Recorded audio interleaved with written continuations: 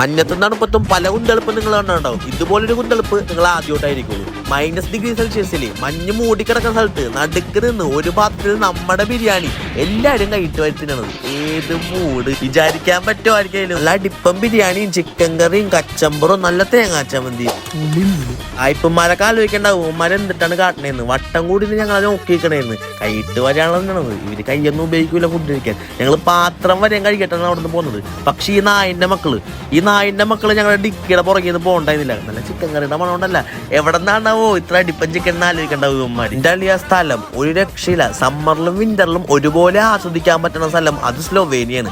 സമ്മറിൽ വന്നു കഴിഞ്ഞാല് സ്ലോവേനിയുടെ പച്ചപ്പരിതകാരമായ സുന്ദരമായ സ്ഥലങ്ങളാണ്. വിന്ററിലാണെങ്കിൽ അങ്ങനത്തെ അടിപ്പൻ സ്ഥലങ്ങളും കുറെ സ്കീയിങ് ആക്ടിവിറ്റീസും സൂപ്പറാണ്. ഇവിടെ സ്ലോവേനിയയിൽ നിങ്ങൾ എന്തായാലും ട്രാവൽ ആണെങ്കിൽ മസ്റ്റ് വിസിറ്റ് സ്ഥലം ഉണ്ടാ.